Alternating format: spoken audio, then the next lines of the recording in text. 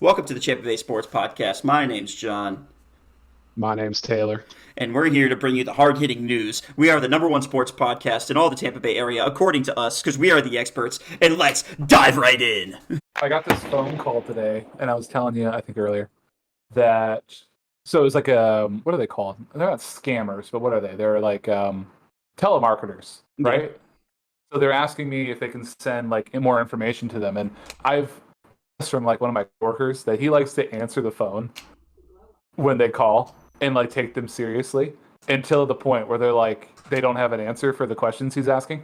Like he'll ask like outrageous questions or like questions as if he like sounds like a cannibal, and just see like how long they'll go with it. They're like, wait, so you don't sell any human parts?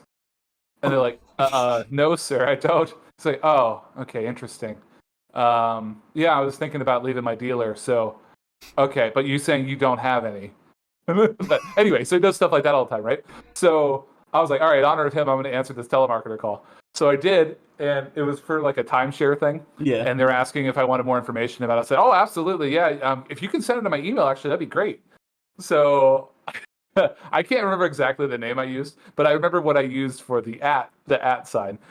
So I said like, yeah. So it's Crystal Chandelier. Yep. At let me spell this for you. It's at bbcdp.net. Just let me know when that goes through.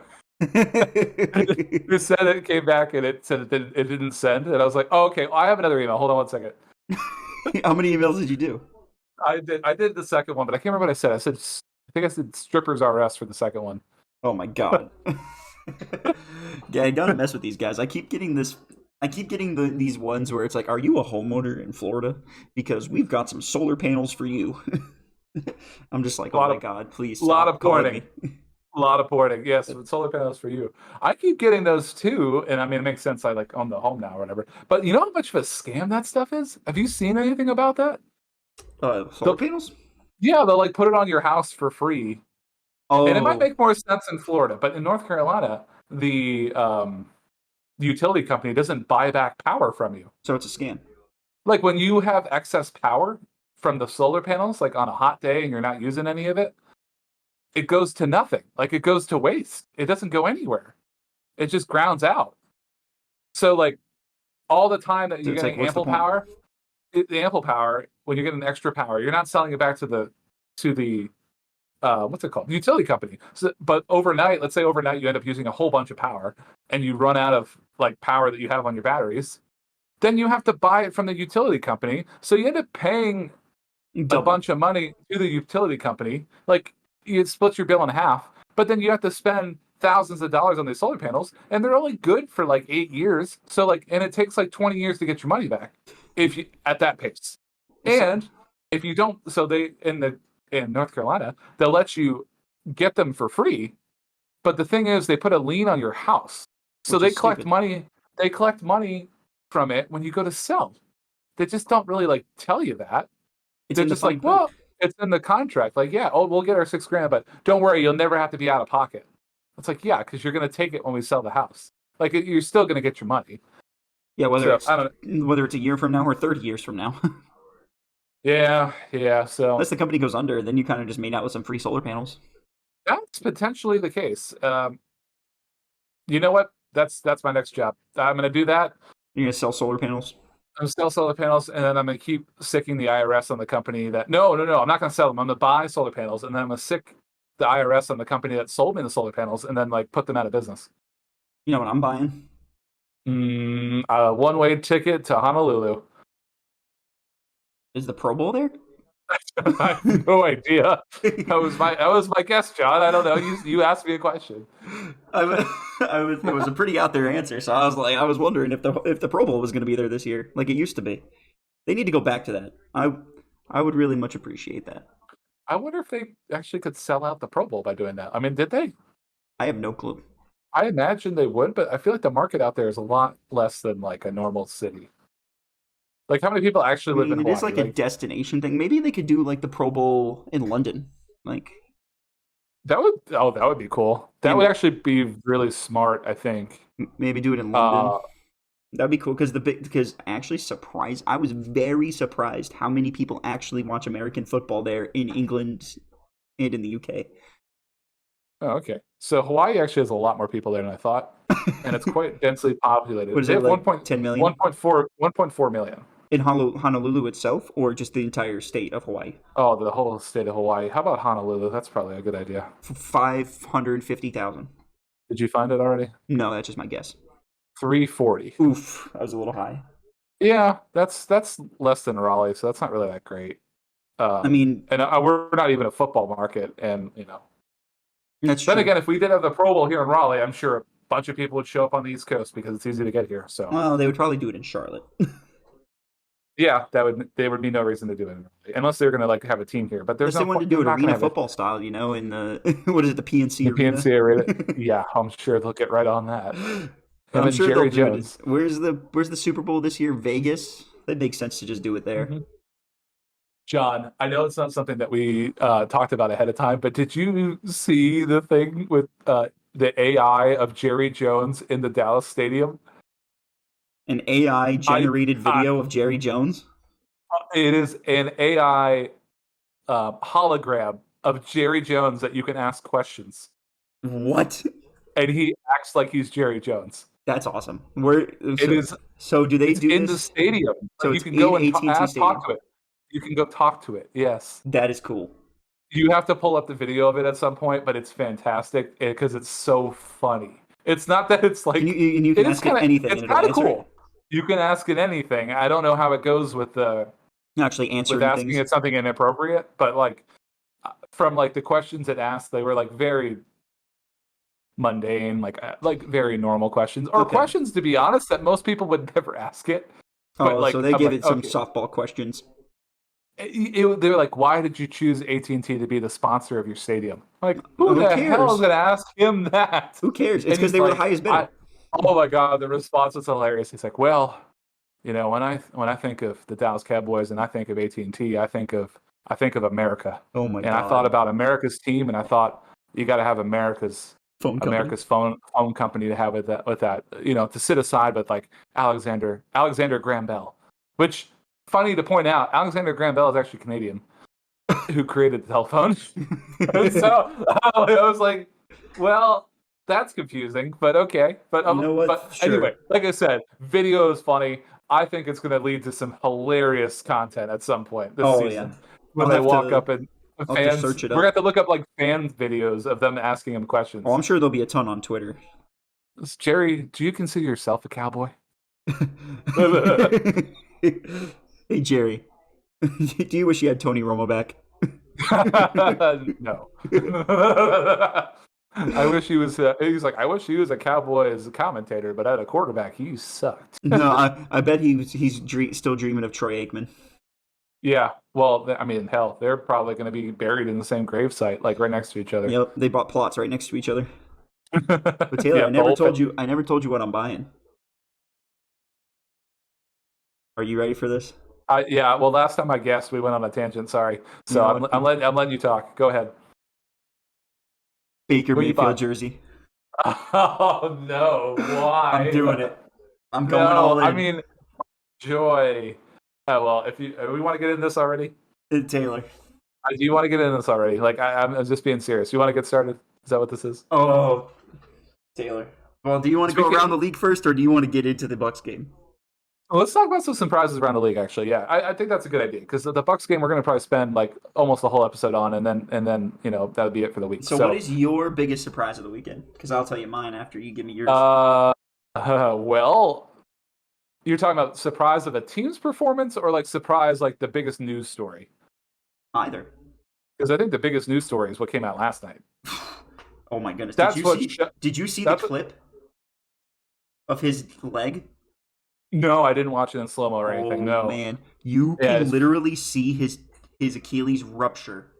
Oh, you can literally see it pop on his calf. I was like, ooh. So anyone who don't know, Monday night game, Aaron Rodgers, first game of the regular season, playing for the New York Jets. The fourth play of the game, He falls down, gets chased around, falls down. It seemed kind of like not really that big of a deal, but he'd been suffering a calf strain for a while, and it looks like he tore his Achilles. At first glance, it didn't seem that bad. After today's MRIs, it's been confirmed. Torn Achilles. Complete tear. Out for the season. So that means Zach Wilson will be the starting quarterback for the rest of the season unless the Jets, and I've been seeing this going around on the internet, give Tom Brady a call. The Delta Airlines. What is it? The Delta Airlines, not spokesman, but he is the consultant on leadership. That's right. The New York Jets Twitter is trying to ring up Tom Brady to see if he wants to come play for the Jets for a season before they get Aaron Rodgers back at 40 years old. Yeah, that's not going to happen. I mean, even if he did, he's been out for so long. He's going to need like 7 weeks to get up to speed. I mean, look at Deshaun Watson, right? Like he left for a period and he comes back and he's just not exactly the same. He's got like moments of himself. It's because he's not getting massaged anymore. Well, he probably is, just not in the same way he was.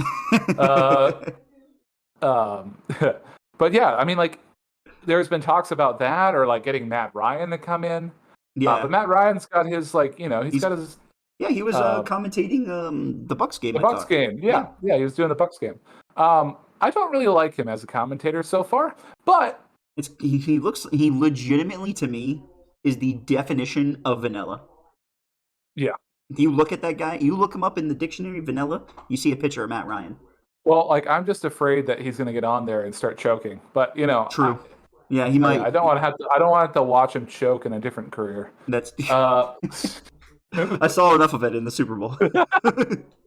Yeah, I mean they should have won that year, man. They had some good years. That obviously he won the MVP, one of those years, and I didn't remember that. I remember that because it was ridiculous. Mm-hmm. He had a ridiculous year. Yeah, but that's probably the biggest story coming out of the weekend. That was the biggest story, but I think on another note though, to talk about that game just in a little bit more, as the Jets actually pulled off an upset win with Aaron Rodgers out, I would say. That's right. On a surprise play with a punt return and the overtime. That's right. Craziness. Jets defense is actually really good. The Jets defense is insane. I'm so glad I picked them up in fantasy because I was like, last year they looked like they were dominant. But it seems like they're not projected to get the most points, which seems weird. I ended up winning both of my leagues because of my defenses. Yeah, because you know who I had? The Dallas Cowboys and the New York Jets were my two fantasy defenses. And you had the two literal highest scoring defenses. They both got me 20+ points. That's ridiculous. Wow, like the rest of my team sucks, but my defense is what won me the team. Defense wins championships, John. That's right. Don't let anybody else tell you differently, even in an offensive fantasy league. Anyway, my point though, going and looking at it. I mean, Josh Allen reminded me of what Josh Allen looked like when he first was in the league. Yeah, everybody was like pedestrian. Yeah, like he looked like he had no idea what he was doing. I don't know if I give more credit to the Jets or I give more credit to the fact that he did not prepare enough for this game. I think he was too busy recording commercials. Yeah, I mean, potentially. I mean, I would take advantage of all the money I could make off commercials too. Dude, I swear, the dude literally had 10 commercials. Yeah, I saw him every commercial break. I saw at least 1 or 2 ads with him in it. Every commercial break. Yeah, that makes sense though. That makes sense. I mean, I would do that. I mean, him and Patrick Mahomes. I mean, whatever. Get the bag, I guess. Yeah, and Josh Allen. Do you actually have his stats? Do you have any idea what he was? I mean, I think he threw 50% completion or whatever, and they had 3 interceptions, but all of them were downfield, which doesn't make a lot of sense. They were just arm punts. Yeah, a few of them were. They were arm punts. I've heard that before. I know what you're talking about though, because when they were intercepted, I was like, I literally turned to my fiance. It was like, I mean, they might as well just have punted it. It's just an arm punt at that point. I mean, third down. Third down and 10, and you throw it 40 yards down the field. You might as well just punt. It's like a punt. So it really didn't change the game that much. Like those interceptions didn't change really anything, other than the one that was one of them was only for 15 yards. Yeah, one was really bad, but the other 2 were he just launched. They were long balls into double coverage. Yeah, I was just I'm confused on what you saw there. But there was he's draped with defenders. Yeah, he just doesn't have time to throw. And neither did Zach Wilson, to his credit as well. Even though Zach Wilson did not. When he had a little bit of time to throw, he was zinging that ball. Holy Dude, damn! I didn't know he can throw that speed. you see, and that's why I never gave up on this kid, because he actually has a good throw. Like, he can actually zing that ball, and it looks like a fastball coming out of his hand. That thing, you can't even see it on the screen how fast he's throwing that damn ball. It's incredible. And the only thing that he needs to work on is getting through his steps and his progression faster. Because you could watch him go through it. I was gonna say, like, he was so slow with it, you could see him progressing. You can see him. He just needs to get faster. I was like, why does he take so long? He's been doing this for years. The reason I think he takes so long is because the offense is different than it was last year. You got to remember that. Aaron Rodgers came in and he was like, hey, I want to implement these types of plays into the playbook. And maybe they were trying to run those plays with him, because he probably does practice some of them with the second team, and so he probably just needed a little bit more time. But I will say, to his credit, he did the best he could with the terrible offensive line that he has. Oh my God, that man did not have even 3 seconds to throw that ball ever. At one point, I was going to say, because that's kind of average, right? Like, I think 3 seconds is like the like the ball. Yeah, I know. And the ball. So, like, I was like looking at, like, if you look at the average for like the release for like good quarterbacks, I think they're in like the 2.5 second range. 2.5 like, to 3.5 seconds. Snap to the pass, right? And so, like, if he's not getting a full 3 seconds on every play, that's awful. Like, if they needed to block him for 4 seconds. Like, that's like your goal as an offensive line, right? Like, 4 seconds. Yeah, like, you got to keep them clean for 4 seconds. Yeah, if you could keep a majority of the time. I mark my words. If they can find a way to get another offensive lineman or make a trade to get a good one, they can get pin protection for 4 seconds, I think Zach Wilson could be a top 50. He could be in the top half of the league. I'm not going to say top 10. I'm not going to say top 5. He could be in the top half, like in the top 16. Like, you mean like for passing yards, or like just like QBR? QBR, pass yards, because you got to remember, he's got Garrett Wilson on his team and Breece Hall. Oh my God! Do you see that touchdown? That was disgusting. See, that's what I'm talking about. Did you witness that? I was just like, he's just playing. He's playing like a. He literally juggled the ball with one hand and just held off the defender like this. He just stay over here. I'm gonna just catch the ball. he just like played with it. He acted like it was like a game. He was just like, oh okay, here we go. I got it. But I'm gonna say this. He only gets to do that if the ball is placed where only he can get it. That throw was insane. That's an insane throw, insane catch. Yeah, the defender was not getting that, and Garrett Wilson was not. That's his name, right? Garrett Wilson. Yeah, Wilson to Wilson. Yeah, he was not. He had one of his hands tied up, right? So he just had to bat it up in the air for himself. Yeah, the incredible play. It was an incredible. Like, that's going to be that's a great replay. That's a highlight reel kind of stuff. Heck yeah, I was amazed at actually how deadly the rushing attack for the Jets can be if the offensive line can just create a little bit of space. Dalvin Cook did not look horrible. He didn't in that offense, but Breece Hall, whew. Yeah, he's that guy. Other than the fact that he ran out of energy on that he should have had a touchdown. Yeah, like that long run. Yeah, he is him. Just, if Zach Wilson's going to be your quarterback for the year, Breece Hall's running the ball 30 times a game. You're gonna do 45 run plays, 15 to Dalvin, 30 to Breece Hall, and then maybe just give Zach Wilson 12 attempts, so Garrett Wilson can get some stats. Yeah, for sure. Just on the fantasy side, But to answer your question from earlier, you said Josh Allen. What are his stats? He was 29 of 41, 236, 1 touchdown, 3 interceptions. Yeah, bad game from the Bills. Not a great game. But to say my most surprising thing, other than the big news, what happened yesterday, I would honestly say the biggest thing that came out of Sunday, the Bengals getting absolutely destroyed. They did. They got smacked by Cleveland. The Browns? Yeah, they got smacked by the Browns. And to quote Jamar Chase, they got their asses whooped by elves.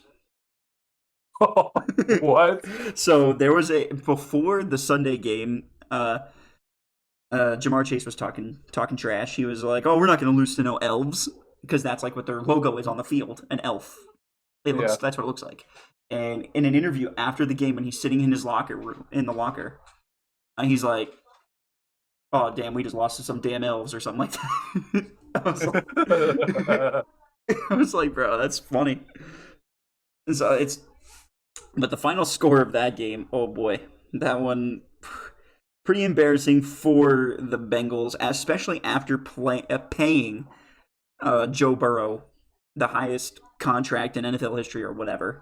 Yeah, he really showed that he was worth it. Yeah, he really did show that he was worth all $250 million, however much he got. Right? 24-3. Sick, right? And then, I guess to keep bouncing around the league, the Ravens ended up winning big, but sad news coming out of that game. J.K. Dobbins just can't stay healthy, and I wonder if this is the end of his career. Yeah, I mean, what happened to him, actually? I don't really know what the injury was. I just saw he was out. He got torn Achilles, just like Rodgers. Wow. How does that keep happening? I know, was it ACL, 2 ACL tears? Is that what it was? 2? And then now this? I mean, he'll never be the same, so there's no point in... I don't know. There's probably not a point in going... How much... He got a nice guaranteed contract before, didn't he? So he's probably done. No, he never got a big contract? I really don't think so. I think this year was his contract year. Oh, crap. Yeah, I know. I think so. I don't know if the Ravens, just kind of give him something to stay on the team and to still give him a chance, because I believe he's still under 25. And yeah. Well, he can rebound then. I think he can still rebound. Maybe, but shoot, how do you bid on the same horse who has the same leg damaged twice? Well, you can give him a shot. You don't have to give him a ton of. You don't have to give him a ton of money. That's you can true. You can give him a trial. You can give him a trial run contract. You could give him like a $2.5 million contract for 1 year. See what he does.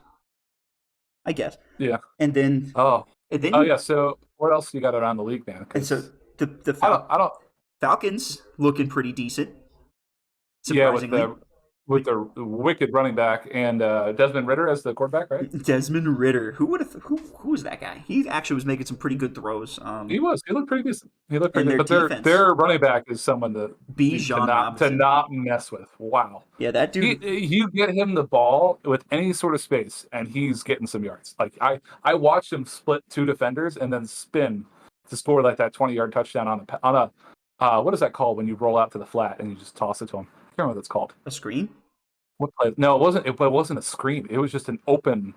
What is it? Just a play action? No. What it's called when you go out and then you roll up the sideline as the play goes on. What's a wheel route? Yeah, that's what he ran was a wheel. He was running a wheel route, but he got him the ball while he was still in the backfield because he was no one. There was no one within 6 yards. So he hadn't broke into his route fully yet. And not fully. He was just still looking as he was turning, and they threw it to him, and he was like, "Okay," and he just went for it. He went 3-on-1 with he went and broke 3 tackles for a touchdown. That's insane. Damn, and he's fast. I was like, "Holy crap!" What if I told you that Tyler Algier was the best running back in that game for the Falcons? Tyler Algier was, huh? Algier, yeah. He's their other running back. He had 15 carries for 75 yards and 2 touchdowns. So they're letting the other guy. So how many touches did what's his name get? So let's see. Robinson, is that his name? What's his name? Bijan Robinson. So he had 10 attempts for 56 yards, no touchdowns. But I think he had 6 receptions for 27 yards and a touchdown. So that's where I think he's going to get his most fantasy value, because he is a great pass-catching running back, and I think he will rival Austin Eckler this season with that. And because he had 6, yeah, I think he will. I think that Tyler Algier is the workhorse back, and they'll work Bijan in throughout the season, and I think eventually he'll become the number 1 running back, kind of like what the Jets did last year with Breece Hall. Yeah, and he looks great. Amazing. But that's mostly the highlight. Oh, and also for the Falcons, Jesse Bates. Remember this name when we play against them this season, Taylor. Jesse Bates is a nightmare safety. Oh, I've never heard of him. He used to play for the Cincinnati Bengals He was their safety last year, but instead of paying him, they paid Joey B. So he went to the Falcons, got paid, and 2 picks on Bryce Young, who did not look very good in this game at all. I mean, it's Carolina. 146 passing yards on 38 attempts, 1 touchdown, 2 picks. Maybe he'll bounce back once he gets more comfortable with the offense, but I don't think he has too many pieces around him at all. Yeah, he also needs some help. Yeah, I mean, he can't do it all His himself. best receiver is Hayden Hurst. Oh my god. And that's his tight end. That poor man. Yeah. Well, doesn't have a lot. A little bit different field than Alabama. I would say so. Yeah, where you have like the whole number 1 draft pick class you're playing with. Oh yeah. Anyway, any other highlights around the year? Yeah, you got any other scores and updates? I'll go through some of the more boring games really quick. Okay. Commanders beat the Cardinals 20-16. The 49ers crushed the Steelers in Pittsburgh 30-7. The Saints over the Titans 16-15. An exciting 1:00 game was the Jaguars and the Colts. That one was fun to watch on Red Zone. I got to see the Jaguars get the 10-point win in Indianapolis. Anthony Richardson scoring a rushing touchdown. Looked pretty good. But, man, I thought he was going to be on concussion protocol because he took a big hit trying to get into the end zone. And I'm glad Trevor Lawrence talked to him after the game because T-Law, after the win, he went up to him and he said, "Hey, man, you might want to protect yourself because these guys hit a lot harder in the NFL. But you had a great game." So, which to his credit, he really did. He 24-37, 223 passing yards and a touchdown, 1 pick. You know, it's not That's bad. all right. It's not bad I mean, for your debut. He's a rookie. Yeah, it's not bad at all. I mean, he's playing on a much higher level. So anyway, what's the next game? What else you got? What else? Oh, I'm sorry. How many rushing yards and all-purpose yards did ATN have? All-purpose yards? Oh, I don't know. Hold on. Let me add him up real quick because he. Well, you don't have to add it up. Just give me the passing and I'm sorry, receiving and rushing separately. That's fine. He did break 100. I'll tell you that for all-purpose. Okay, so what do you have? 104 all-purpose yards. 27 receiving, 77 rushing. That's a solid game. And he had 1 rushing touchdown. Oh, see? Yeah, that's a solid game. I mean, he's on pace for about 1,600 rushing yards now. There you go. No, he'd have to be, for 1,600 rushing yards, he'd have to average like 90 plus. I mean, I think there'll be a couple of games where he breaks 100 for sure. Like 100 plus. Yeah. I'm sure he'll do that. He's a little bit behind his pace. But I will say, to nobody, well, I don't know if too many people were surprised by this, but I certainly wasn't. Maybe some people were. Calvin Ridley having a great game. 101 receiving yards, 8 receptions, and a touchdown. Calvin Ridley is going to be the wide receiver 1 in Jacksonville, and he looked great. Christian Kirk had literally 1 reception for 9 yards. He's the decoy. That's right. He's the decoy. And Evan Ingram even had 5 catches, along with Zay Jones. Zay Jones is good too. Yeah, I mean, like the team actually is kind of coming to its own, so that's good to watch. That's cool. Actually, really fun to watch because I know Jacksonville is a crazy town for the fans. They are all in on Jacksonville because that's all they got. So that's right. I mean, like same thing with Detroit. They're all in as well for the Lions. Great win for them on Thursday against the Chiefs. Oh, that was cool to watch. Yeah, that was amazing to watch. I was so happy for them. Jared Goff. They should not have won, but they should not have. But they should not have won. But the cojones of Dan Campbell to go for it on 4th down on the first possession of the game. That dude is crazy. They went down for a touchdown. Yep. That was great. I literally turned away for a second because I was stuck in DC on a flight, and I was sitting there at the restaurant and ordered my food and looked back up and I'm like, how did they get a first down? What the heck happened? I saw the fake punt live. I was like, man, this is crazy. That was awesome. It was awesome to watch. I wish the Lions the best of luck this season, and when they play against the Bucs, I'm so happy I'm going to be there for it because that's going to be a spectacular game. And they should move it to 4 o'clock. Do you still think the Chiefs win the Super Bowl this year? Do you think they bounce back from this performance? I think so. I think they do because they have Travis Kelce coming back soon. Patrick Mahomes is good. I was like, regardless of the situation, Patrick Mahomes could be throwing. Patrick Mahomes could be throwing to us and find a way to win a game. Yeah, we would end up with like 70 yards and a touchdown. Yeah. He would hit us in the gut to where we would have to catch it, like, or in the face to the point where it'd stick in our helmet. Oh, To where yeah. Like he would find a way to get us to score. he's just too good. He can be, but to keep going Yeah. around the league, the Yeah, keep going. Raiders beat the Broncos in Denver 17-16. Boring game. I didn't really see it too much on Red Zone. Kind of a boring game. There's a lot of these games, man. A lot of field goals going on. What's going on? Like the I defense think- all getting better? I think it's just because it's it's week one. I think this happens every year. Defense is going I to be feel like- better once in the beginning of the season. Then once the offense gets into that rhythm, then get into midseason form, then I think we'll start seeing some higher scoring games. Some more like 30-27, 35-25 games, 30 like 42-35. I think we'll see more of those as the season goes on because some of these offenses, even like the Eagles, an offense that is very explosive. It was a very defensive heavy game for them in special teams because they won 25-20, but most of their points were scored via defense and special teams. So That's good. So All right, what else? What else you got? we got the Rams over the Seahawks in Seattle, 30-13. Geno Smith, after winning Comeback Player of the Year, looking very Geno Smith all of a sudden.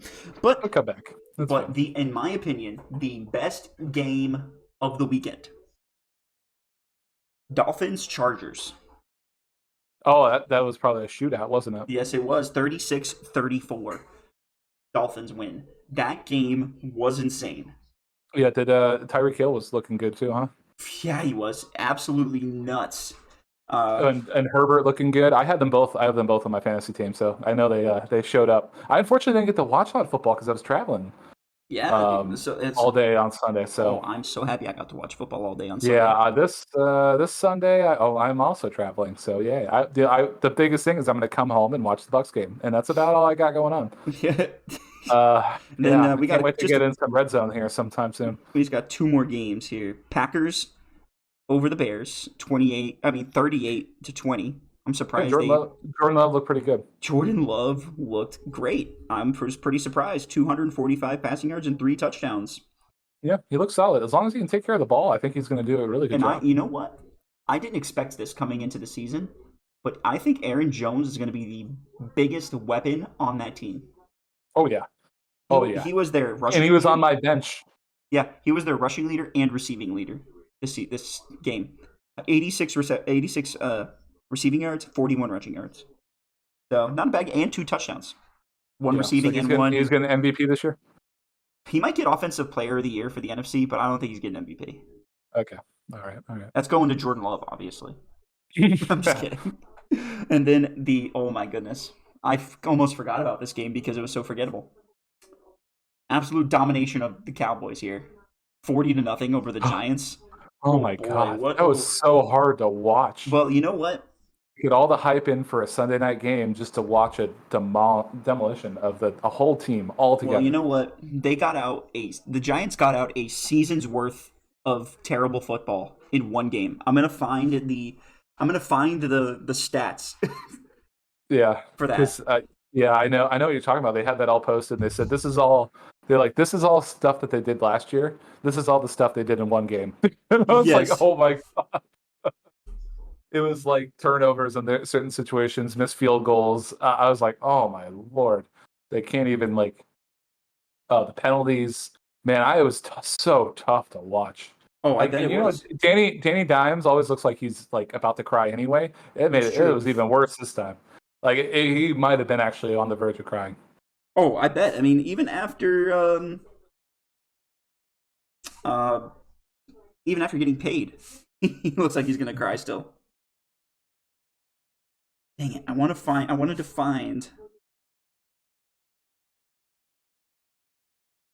find what those exact stats were, because it was like he got sacked so many times in one game. He got hit so many times. So many certain things happened, but I can't find it right now. But it's all right. That's all right. Let me just double check something. Let's go to that Bucs game, man. Let's talk about the Bucs. Okay, I just wanted to check something. All right, perfect. Yeah, let's talk about the Bucs, dude. They're gonna get me to believe. No. They're going to Oh, get me to God. believe.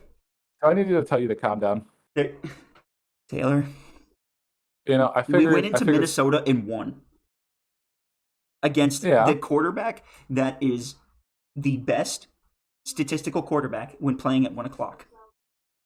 We had such a good defense. Like, the defense looked amazing. You got me on the defense. Looks great. I can completely agree with that. They look fantastic. And what did you tell me earlier, Taylor? What did you say earlier? I want to hear it again.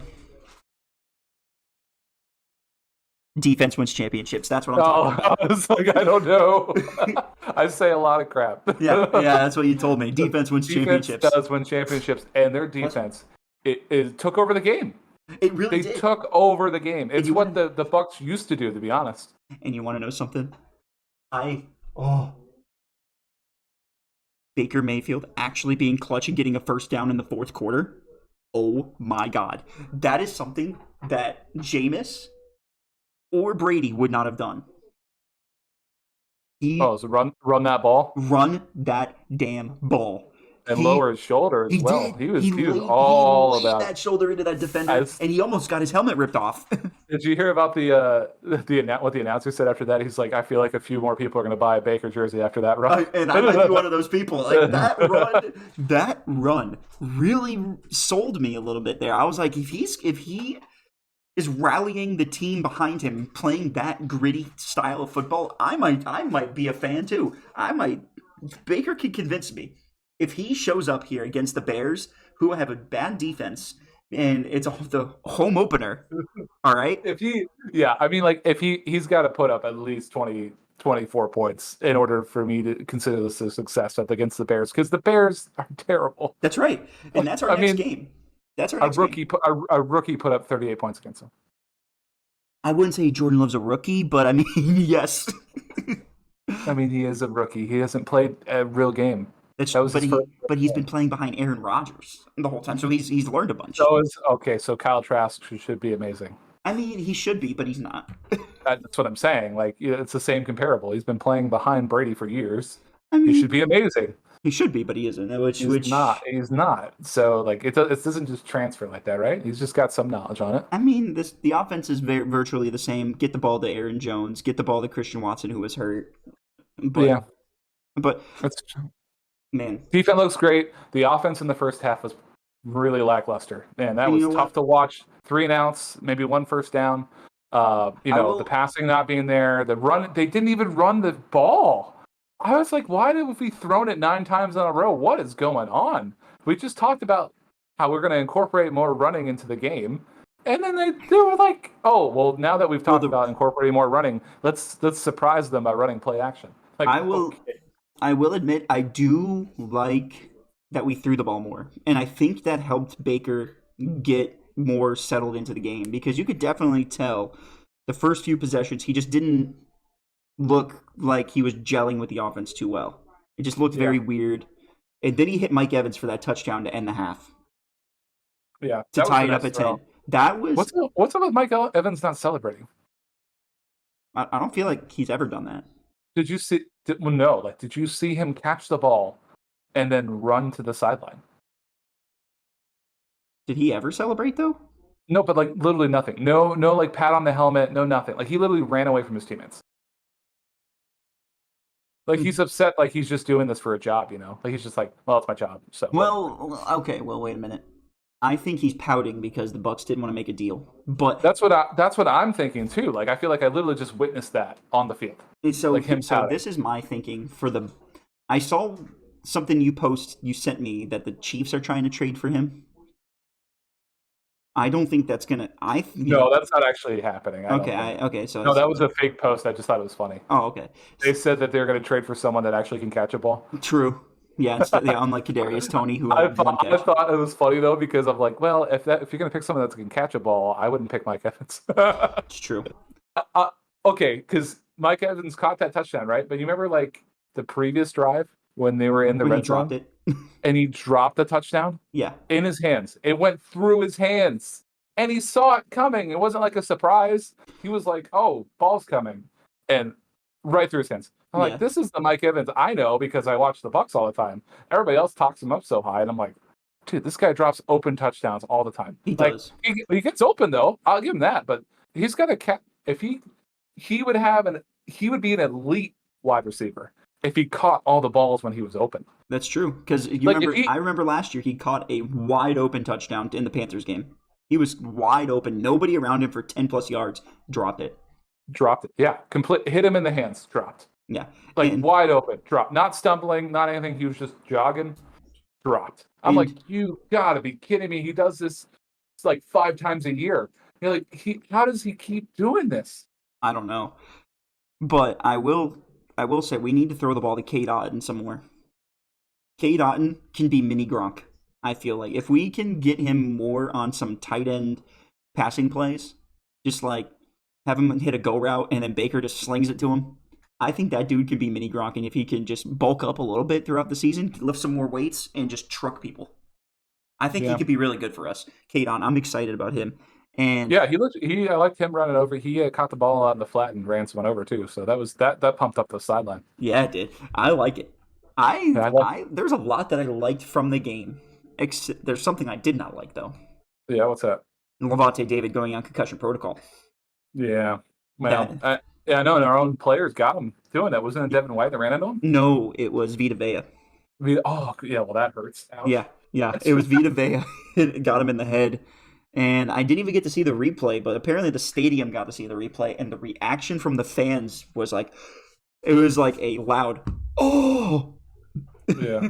Like, oh my God. So I guess he got hit pretty hard. I didn't see it, but Yeah, I think he is still, as of the time we're recording, still on concussion protocol and questionable for Sunday's game. That sucks because we don't need him for this next week, but like not necessarily, but I saw a stat in the article I put in the Trello.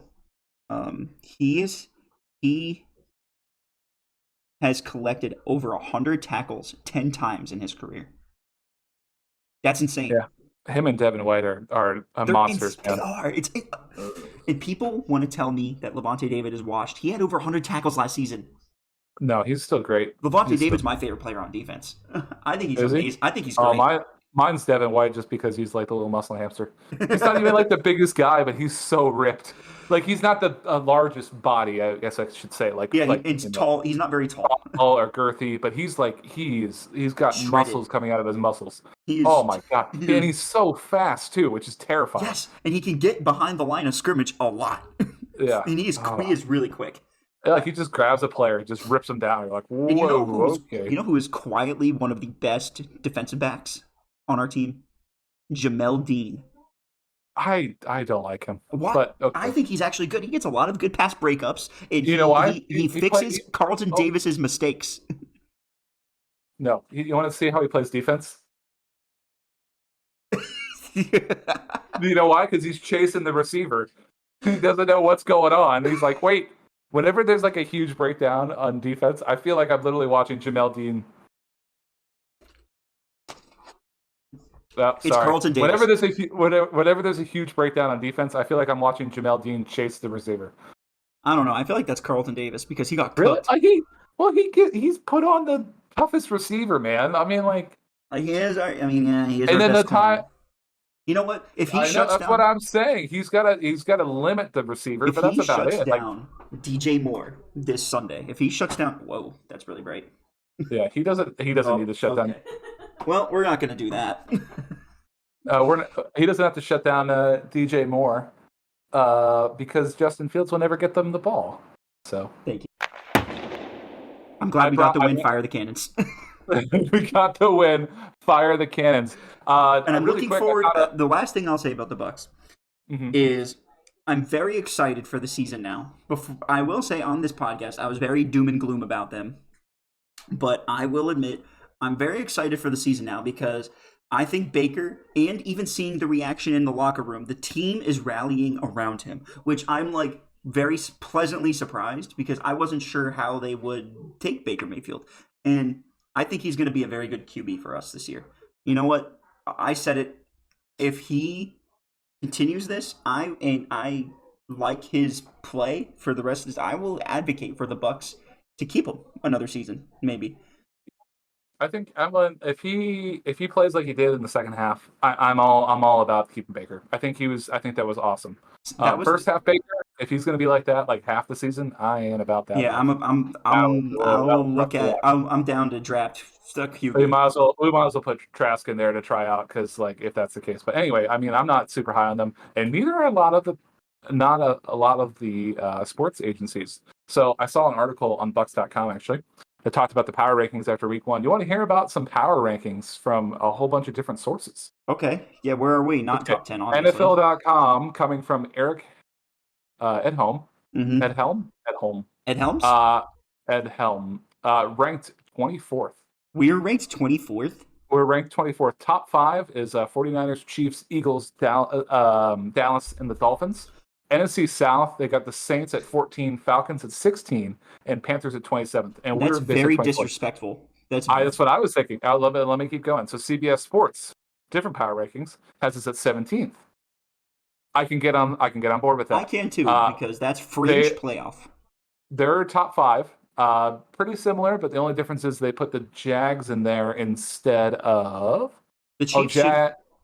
They should not be in there. Yeah, but the Jags are in there instead of the Dolphins for top five. And then they have the Saints at 16, Falcons at 19, Panthers at 28. Yeah. Then you go to the Athletic. This is probably the one that's the most surprising. The Athletic has us at 11. I don't agree with that yet. I think it's too high. And then they Same. got the Cowboys, 49ers, Dolphins, Browns, and Jacksonville, which I can agree with Jacksonville. Then they got the NFC South division. They got the Falcons at 12, Saints at 15, Panthers 28. I can agree with these Panthers picks.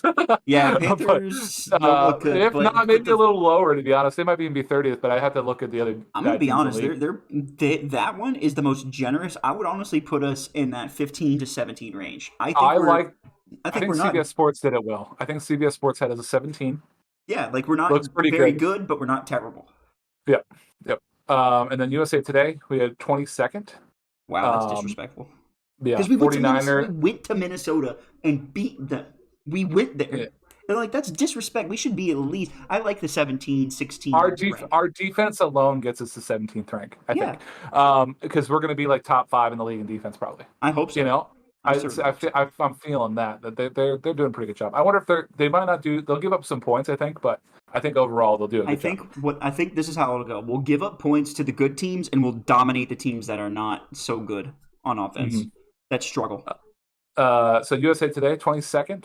49ers, Eagles, Cowboys, Chiefs, and Lions are the top 5. Lions, top 5. Oh boy, that's a bit high, but I wouldn't say that yet. Yeah, that's a little weird. I wouldn't put the Chiefs there, though. Saints are 12th. Oh boy, that's a little high. Yeah, Falcons 17. Okay, Panthers 30th. Okay, that's fine. That's perfect. And then last one, ESPN. They got them ranked 24th. And then their top 5. Where are the Vikings in all of this? Everybody's got 49ers. I'd have to actually look that up separately. They don't have it on here. Oh, okay. So top 5: 49ers, Eagles, Chiefs again, Cowboys, and Dolphins. Saints 15th, Falcons 23rd, ouch, and Panthers 28th, which is completely fine. But yeah, that's a mix of how we feel across the league. So we are still kind of counted out, other than a couple sports. You know what? I like us as an underdog team. Keep underestimating the Bucs. I think other than the Athletic, who think they're really good apparently. So whatever. I think the Bucs might surprise some teams this year. Yeah, I think we will. And one last little note I had, surprise. I think what surprised me the most about the Bucs game, as well on top of the second half. Second half was surprising. That what is it? Jesse Palmer, is that his name? Trey Palmer. Trey Palmer, 2 catches, 8 yards. 1 touchdown though, but still, that was a little bit underperforming of what I would have expected. I expected at least a couple more. Yeah, either a few more catches or he gets a big play. Maybe I'll say this. He probably was covered pretty well because their defense. I will admit, the Vikings defense put up a good fight against us, and Baker only really threw to the guys that were open. He just took what the defense gave him, honestly, and that's a good move. It's smart. Take the couple yards, make it third and manageable, and do what you got to do to get the first down. Gotcha. That's my take on it. I don't know if that's necessarily right, but I would like to see more from Trey Palmer, just like you. because I think he's going to be an explosive player for the I Bucs. think I can expect a lot more out of him. He can go out and have 100-yard games. I know he can. So Oh, yeah. like to get 2 catches and 8 yards, I'm like, we need more from him. We do. I think that we'll see maybe more of it against a weaker defense in the Bears. Hmm. But Taylor, any Lightning news? I do have a couple things. I'll go through it real fast because I'm excited to get to our games. That's right, me too. Big news that came out this week: Josh Archibald, who played for the Penguins in the past, that have been signed by the Lightning, has been released. I don't have any details at this moment of why, but the Lightning have wished him the best for his family and everything, and I'm not really sure what's going on. It sounds like he might have made a decision to just like leave hockey for a little while. Not really sure. I think he was. I can't really remember. But I think he's in his 30s, but anyway, yeah. So he's gone. We signed Tyler Mott this week as well, who's is he any good? A good rough. No, he's more like a rough and tumble kind of player, but we'll take him. Sign him to almost league min, 800 grand. I'm trying to remember the guy. I'm trying to remember the guy that used to be our enforcer like almost 10 years ago. Is he comparable to Waugh? Andre Waugh? Dylan's favorite player. Oh, Gudis. Radko Gudis? Yes. Yeah. Is he similar? Like a big bruiser like him? Well, he's not he's similar in the sense of that, but he's not a defenseman, but he's a forward. But yeah, he played for the Rangers last year. I think he'll be good. I think he's good. I'm surprised we were able to get him. I was surprised he was available. How about that? I didn't know he was even available. So there must have been something more going on with Tyler Mott than I thought there was. Do you think that the team gets better with him over Archibald? Because I don't really know him too well. Or is it about the same? I'm going to go with no. I think Josh Archibald brought more offense to the table, but I don't think we lost much in the sense of physicality. Okay. I like it. Yeah, so those are 2 biggest stories. And another thing, I saw another wonderful article that freaked me out. A potential trades that the Lightning might do this season if they end up having a bad year. Which I was like, I don't really want to see this. They're not going to drop everybody. So one of them was Zach Bogosian. They're like, oh, get him off the books. He's 3 years old defenseman. He's their like 3rd line defenseman. And he's only pulling $850K a year. Like that's not really going to open. Oh, he's going to open up the books. I'm like, open up the books. What kind of cap room are we going to make with 800? We're not going to open up anything with that. What? Oh, sorry. There was an ad that came on, and I didn't know where that came from. It started talking about QuickBooks. I'm like, anyway. So Nick Perbix. I remember that name. Yes. So he was our rookie from last year that came on and got a starting role right away. So this is his 2nd year, but he's also 25 because he played 4 years in college. But he's great, and he's only signed for like $1 million. Is signed for 2 more seasons for like $1.1 million, like a steal. And he's a great defenseman. So I'm glad, like he's like a good middle of the road kind of guy. Really deserves like $4 to $5 million a year. But we got him locked up for a while. But he's someone that we could definitely like drop, especially if we go to re-sign him. I don't know if we're going to be able to keep him. I would hope we'd be able to because he's younger, and it'd be nice to have like stability there. Yeah. And this next one, this is Lightning fans probably not going to be happy with this, but I think when it comes down to it, Steven Stamkos might be on the outs if we end up not having a good year. He's coming to the end of his like 8-year deal, making $7 million, and it might be somewhere that they might try to restructure with getting rid of him. I would really love for him to retire of Lightning. I think it would make the most sense for him to stay and to sign another contract with the Lightning. But take a pay cut. Yeah, huge pay cut. Like I think he would. I think he would do it. $3 million a year. Like just like because he's not going to be that. Or they can structure it where like it's an average of $5 million a year, but like the first year he's going to. First year he makes $7. Or front load. I'm saying front load. Oh, you're saying front load, pay him like I'm saying front load that way when he gets to like being 38 and stuff like that, we're not paying him 10 million. We're not paying him $8 million or whatever. Like we're paying him $2 million. Like he's not hurting our books anymore. Yeah. So front load it and give him or we can trade the contract. Like you know what I mean? Like it's not in the long or put him on injured reserve and it's not really that big a deal. True. So yeah, I think, but I'm afraid of losing him. To be honest, that's the team. If he's gone, then the era's over. You know what I mean? Yeah, because he's the captain. Yeah, he's the captain. He's the lifeblood of that team. He is like that. Is if he leaves, it's a new generation. That's why I'm like. I know. Actually, I think him and Hedman leave. It's a new generation. Well, what about Cooch? We've already lost Korn. Cooch is that came later. They came 6 years after Stamkos. Okay, so he would. We had a stay. whole era of Marty St. Louis and Stamkos and La Cavalier and all them playing together. That's like true. they were on the team at the same time. Hedman was there, like a whole wave. Like Vasilevsky wasn't even there yet. Yeah, I knew that because it was Ben Bishop. Yeah, this was before Ben Bishop. Oh, Ben Bishop came to the team like, when Kucherov did. That's the same time, like 2012. We had Wayne Rollison. That was his name, the goalie, who had one crazy year and they made it to the Eastern Conference Finals and lost at Boston in Game 7. And Boston ended up winning the Stanley Cup that year. I'm like, man, we could have almost made it in 2011 to the finals. That would have been crazy. Yeah. I mean, anyway. Stamkos is my favorite hockey player ever. So yeah, well, you'll be a fan of him no matter where he goes. So. That's true. I do like Stamkos. He's humble and he's really good at hockey. That dude, fastest shot in the league. He's a finisher. I'll give him that. He's not the best at the dekes and all this stuff, but he knows how to get open and he knows how to put the puck in the net. It's because he has that fast shot, dude. There was one year, didn't he have the fastest shot in the league one year? He did. It wasn't that impressive, but he did. Hey. He had it was like 104 or something like that. But like the fastest shot contest when like this guy Zdeno Chara was in it, he was like 109. Or Shea Weber, who didn't count. He's on steroids.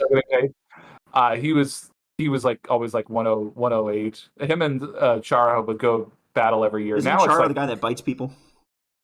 No, Chara is like the 6'9" guy. That's the biggest guy in the league. Oh, who's the guy that bit people on Boston? That guy's a little weasel. Brad Marchand. Thank you, Marchand. Okay, yeah, Marchand. No, Brad Marchand's like 5'9" and just a little punk that like whenever the ref's not looking, he fucks with people. Everybody loves him on his own team because he's like the nicest guy off the ice. But on the ice, he's a asshole. Well, he's got to put the character on. He like wants to hurt people. Like he's trying to hurt people. It's because he's doing those smelling salts, bro. He's getting pumped up. Turns into an animal. That's right. Oh, okay. Are you ready John, for your I'm game? really excited for your game. Or you want to do your game first? Or I'll do my game for you first. Well, you seem more excited about your game for me, so we can keep that main event if you want. Okay, we'll do that main event. Even though it's silly, but all right, let's go ahead. I think you said my game has to do with. Your game Bucs has to do. This week? It's week 1 from around the league, and it's multiple choice. From around the league. Yeah. Okay, and how many? It's 5 questions. How many questions? Okay, so how much? What do I get for winning? I have to get them all right, or do I have to get 4 out of 5 right? You have to get all 5. All 5 right to win. Okay. Because they're multiple choice, and I'm not going to give you like. And I'm out of high fives right now. I need another high five. I didn't get one last week. You need a high five, week, didn't I? And what's the? I keep forgetting the name of that coffee place. Oh, Caribou Coffee? That's right. I need to get you a Barry White. A Barry White. Hey, man, Barry Whites are great. That's right. So did you get any coffee from there? I can't even remember. I got the espresso. The espresso. It was good. It was like some vanilla espresso with cold brew thing. Yeah. Yes. It was a cold brew. It was cold. It was good. I enjoyed it. So if you get all 5 correct, the next time I'm there, that is what I'm getting you.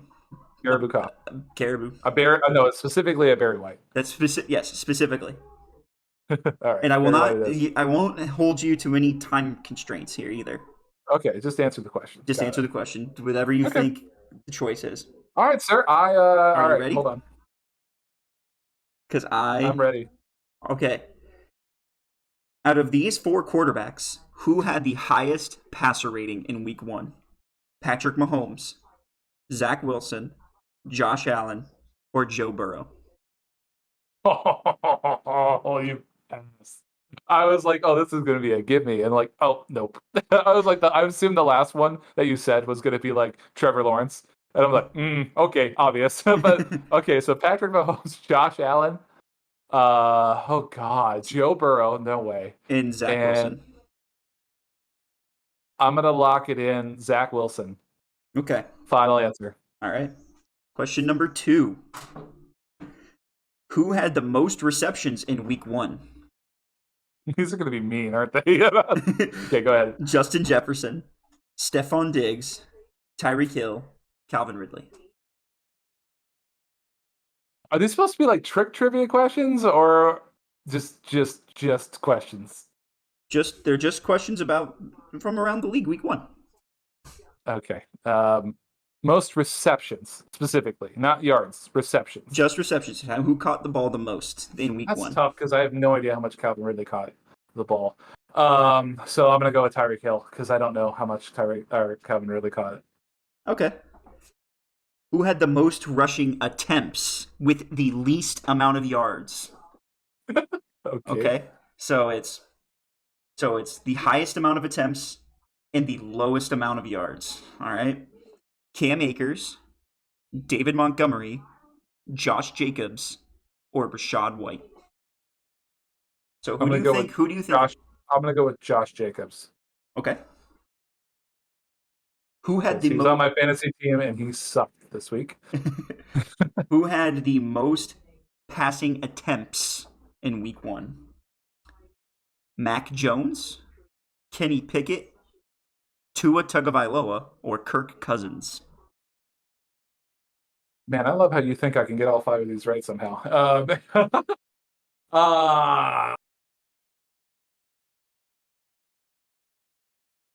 Give me the names again. Mac Jones, Kenny Pickett, Tua Tagovailoa, and Kirk Cousins.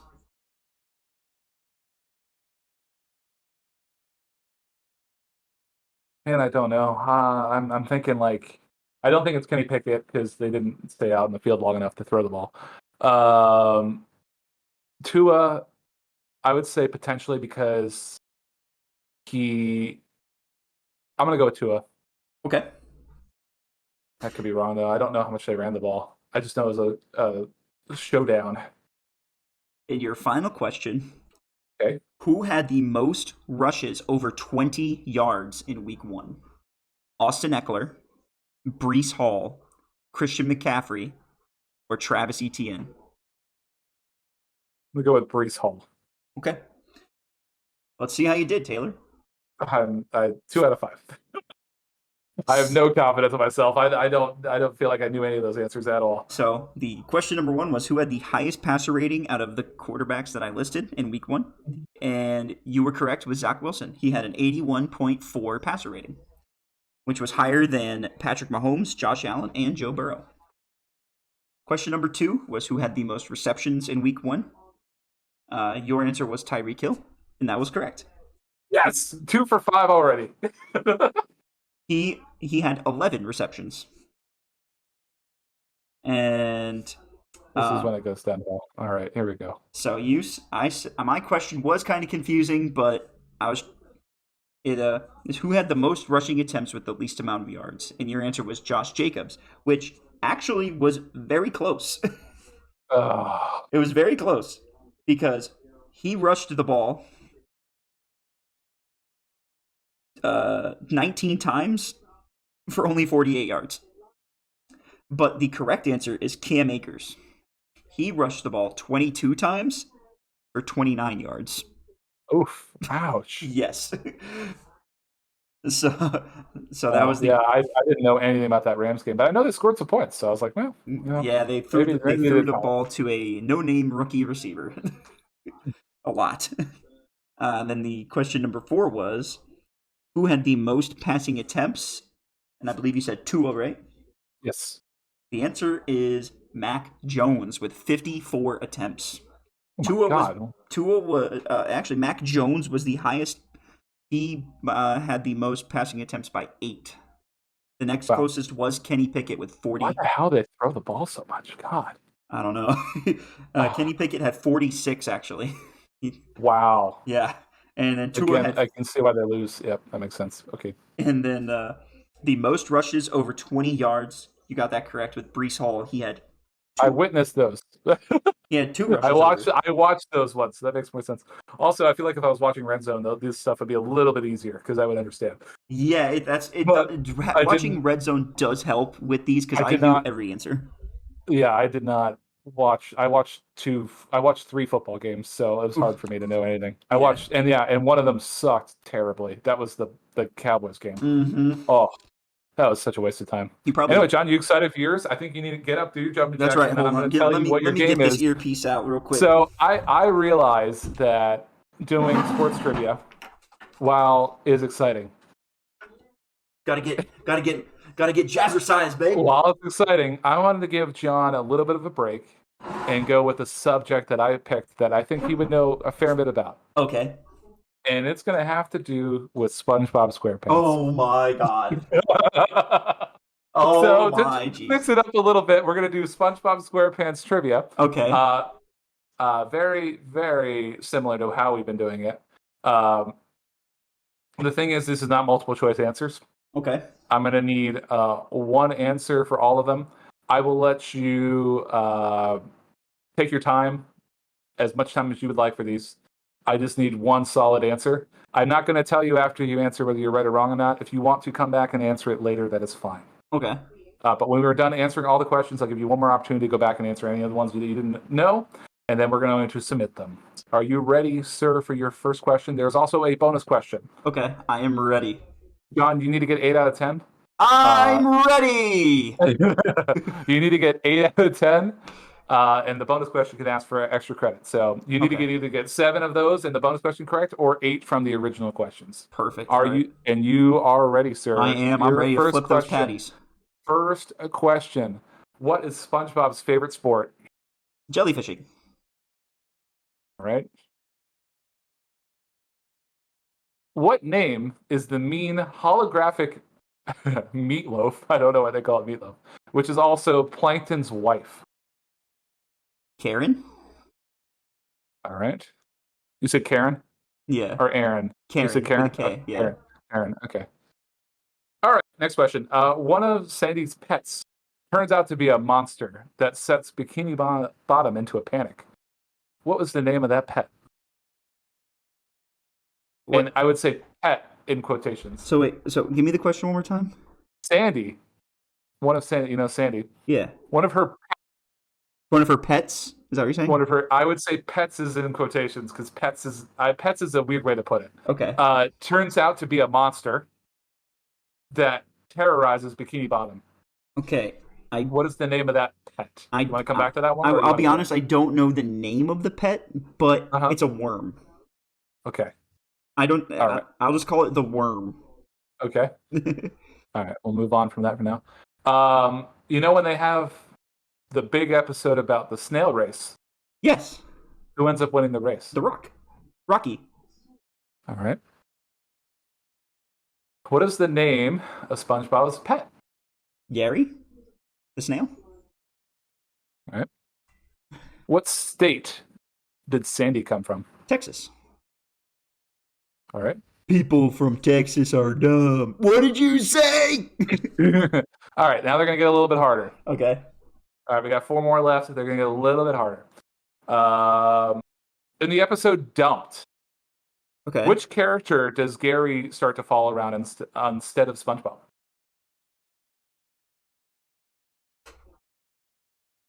In the episode Dumped, as in like dumped like a girlfriend or whatever, which character does Gary, SpongeBob Snail, follow around instead of SpongeBob? Do I need to come back to that one? No, I have it between 2 people or 2 characters. I'm gonna go with Patrick Star. Okay. Next question. In the episode Rock Bottom. Yes. How did oh, you're gonna get it right now. Okay, how did SpongeBob reach rock bottom? How did SpongeBob get there? Oh, he by bus. He like was on any old bus. Wasn't he supposed to take the bus home? He was supposed to take the bus home, but the bus that he took went to rock bottom, and because I believe he fell asleep on the bus, didn't he? Isn't that what it was? He wasn't just on the wrong bus? I don't know. He got there via bus. Via bus. Okay. Via bus. I got you. Gotcha. Yeah. Okay, next question. Yeah, which character thinks that everybody's an idiot except for him? Squidward. All right, and your final question? How did SpongeBob rip his pants? I ripped my pants. How did he do it? Ooh. Initially. He initially ripped it, wasn't it Playing volleyball? It's my guess. Playing volleyball. Is that your, okay. Do you want to go back to any other question that you answered and change your answer? Some of the ones that you seemed unsure about was Sandy's pet that terrorized the town. Yeah, I still think it's the worm, but Okay. I don't know like what else. I can't think of what else it would have been because I don't remember her having. Was there a name that you would have called the thing? Is she like? Well, because the thing She is like because I remember she disposes it. wrangles the pet and says, "I'm going to name you blah blah blah." Oh, she does at the end of the episode because I remember S for Sandy and S for saving our skins. And then that wasn't the beginning of that wasn't at the end of the episode. That was the beginning of the episode. That's right. Because at the end I do remember she wrangles it at the end. She ties it in a knot. And I can't remember the name of that worm. Okay. In the episode Dumped. So you're gonna go with Patrick as the answer for who Gary is falling around? Yeah. Okay. Because I think he has like some meat in his pocket. Or something like he has like something in his pocket that's food. All right, John, let's go through and then we'll see if you even need the bonus question. So I'm sorry, you never gave me you gave an answer volleyball for how SpongeBob ripped his pants. Is that your final answer? I want to say that he was playing volleyball, but because he was at the beach. Mm-hmm. And I don't remember. He was at the beach, and I don't remember if he was playing volleyball or he literally just bent over. But when I'm thinking about it, I do remember him going up to hit a volleyball, and it literally went nowhere and just fell in front of him because I think that's when he ripped his pants. But then I also vividly remember him bending over during the music video part, like when the Beach Boys are singing, or whoever that is. That's funny, Beach Boys. So I'm gonna just stick with him playing volleyball. If I get it wrong, I get it wrong. I can't remember how he did it. Okay, so we'll go through those. I'll just go through in the list here, the order I have. So, how did SpongeBob rip his pants? It is when he tries to pick up a stick with 2 marshmallows on each side. That is how he was in the weightlifting competition on the beach when he initially ripped his pants. That's right. Yes, he did rip his pants during volleyball later in the episode. Because he went and he was just ripping his pants for any reason because he liked the attention. That's right. But it was when he initially ripped his pants. I remember that. He was trying to show off by lifting that. Yes, by lifting the stick with 2 marshmallows. Yep. Dang it. All right. So that's 1 wrong. I'm looking terrible already, John. I know, that's bad. I know I'm going to get 2 wrong for sure. What is SpongeBob's favorite sport? Jellyfishing is correct. Sick. What was the name of Plankton's wife? Karen is right. Nice job there. Nice job. That's one that was I knew it. It took a second for it to come out of my own memory. One of Sandy's pets turned into a monster that sent Bikini Bottom into a panic. I know, I got this one wrong. Which pet was it? You got the name wrong. You got the animal correct, though. It was a worm. Sandy initially wrangles this terrifying thing that's in a cave, right? Yes. And she wrangles it, and it's the tongue of the worm. Yes. She wrangles the tongue of the worm and says, "I'm going to name you Wormy." Oh. So, but Wormy ends up being the whole thing, is the whole cave. And she does not wrangle the big one. No, she doesn't. It goes off the cliff. Well, it runs away. Yeah, it runs away or whatever. Yeah. So, but yeah, Wormy was the name she named the thing. And she thought, "Oh, this isn't terrifying. This is just Wormy." Ah, dang it. I don't know. You want to take the L on that? I said the worm, didn't I? Yeah. Okay. I take the L. We'll give you wrong on that. Okay. Who wins the snail race? Rocky. Rocky was correct. Patrick. That's Patrick's entrant right there. Yeah. What was the name of SpongeBob's pet? Gary was correct. Gary the Snail. What U.S. state was Sandy from? Texas is correct. In the episode Dumped, which character does Gary follow around? It's Patrick. It is Patrick, because Patrick has food in his pocket. Yes, that is correct. Way to remember that one. In the episode Rock Bottom, how did SpongeBob get to Rock Bottom? He took the wrong bus. So, yes, you didn't get it. I get it. He took the bus. I gave it to you. You took the bus. That's good enough for me. Yeah. I wasn't sure how else to. And question number 10, and you didn't hesitate for a second on them. Which character do you think Which character thinks everybody's an idiot except for him? Squidward tentacles. Me, Squidward. So if you want to count that up, that is 8 out of 10. John, you've got a victory for the week. I got a victory. I get a Celsius. Bonus question for the win. I actually wrote this question myself and didn't take it from a website or anything. In the episode, Wet Painters, SpongeBob and Patrick paint the inside of Mr. Krabs' house. When they get the paint on his first dollar bill, how do they eventually get the paint off the dollar bill? They lick it. That answer is correct. Nice job, John. Let's they go. use saliva. That's right. Let's go. Mr. Krabs licks it because it's, and then he rues the day because he laughs because they thought they were done for because they got paint on the dollar. But yeah, and all of it comes off the whole that's inside right. of the house. Yeah. Nice job, John. He sprays it and doesn't say it. And nice job, John. That was great. That episode that is still one of my favorite because of just from the one thing that made me laugh out loud every time, and it was Patrick going over to the computer with the dollar bill and be we have technology. We have technology. Bang, bang, bang. That is a good one. I lost it between that and telling Squidward to firmly grasp it. Those two instances is when I actually busted out laughing watching that over and over again. He can't because he's got this. And he shoves it through his hand.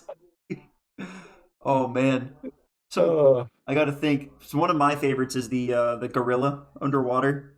Where SpongeBob breaks his butt and he has Chip use Napkin and Penny as friends. Oh yes, that whole episode is actually great because when he actually breaks his butt from the beginning. Yes, like. That's when you get everybody. He gets the impersonation of Squidward on that one. So everybody is an idiot except for me. Yes, and he's like, I call this one the grouchy Squidward. He's like, well, it's true. Another good one is when Squidward joins the Illuminati. Oh yes! Oh my god! And it's like in the woods, isn't it? Yes, it's like it's like they're like making fun of Bohemian Grove, and it's like out in the middle of nowhere, and they have the eye on the little cap. Oh yeah, that episode's great. I'm thinking like the one that you're talking about, where he breaks his butt, is when he flips down the thing, and they're going. He's falling, and he's like, fall on your bottom, and Patrick's like, no, your other bottom. And then Sandy turns to him, and he's like, don't you have somewhere else to be stupid? He's like, no, not till Tuesday. Yes. It's like, oh my god, that's just fantastic. That whole scene is great, and then the rest of that episode is fantastic with the other things and the gorilla being outside, and like wasn't it like Halloween? They're all like in costumes and stuff. Yeah, because it ended up being an actual gorilla. And it did. It was dressed as a civilian. Yes. dressed as Patrick or something. I can't remember who was dressed as. That would have been because Patrick was dressed as the gorilla, and the gorilla was dressed as Patrick. And then it cuts. I remember it cuts to like an actual like family watching the show, and they were like, "What the hell was that?" I was thinking about that, or another one that one of the honorable mention questions would have been that I was gonna write myself was, what was the thing that Patrick said over the phone every time someone tried to call the school? They kept calling the school, and he kept answering the phone. Oh, I thought this was the Krusty Krab where he says, "Hello, this is Patrick." Is it the Krusty Krab that happens? I thought that was when he was at boating school, and he like went to the bathroom, and there was a phone in the hallway. Oh, see, I thought it might have been. Oh yeah, you're right. It was the Krusty Krab. It was that. But I couldn't find a way to like formulate that question, so that was what it was going to be. That was going to be like, "Hey, is this the Krusty Krab?" And then what did Patrick say? No, this is Patrick. Yes, that's what I couldn't formulate the question, but that was one I wanted to do. I wanted to incorporate that, but that was a good one. Anyway, but John, do you want to do this again next week? Really quick, one question you could have asked was, who was number one? We were number one. Do you know who number one was? It was in the trivia bank of questions I was looking at. I don't know. Smitty Wetterman Jensen. Smitty Wetterman Jensen. Yeah, however you say his name. What about the guy that never won fan, like the cucumber? Oh, what was that guy's name? The one that got stung by jellyfish. The queen jellyfish at that. Yeah. I forget his name, but the sea cucumber, that dude was. Yes, that's his name. It's something sea Kevin the sea cucumber. Kevin. He had all his freaking disciples surrounding him. Kevin. Oh my god. It's SpongeBob, great show. I need to go rewatch that. Yeah. Okay. Anyway, John, doing this next week? Abso-freaking-lutely. All right. I think I'm in for maybe a few more weeks. Maybe. Oh, Maybe if we can talk about some Bucs. You think Bucs are going to win this week against the Bears? I think I that's kind actually of a do think no-brainer. we get the win over the Bears. Yeah, I think so too. I think we win. Prediction? My prediction. Here it is. I think we win 30-17. Okay. I hope our defense holds them to 10 points. I would love a 30-10 win. 30-10 would be great. Let's do that. But I think that in garbage time they'll score a touchdown. Okay. That's fair. That's fair. And ladies and gentlemen, without further ado, we double salute you. Goodbye, and we'll see you again next week. Go Bucs! Fire the cannons! Go Bolts. Woo!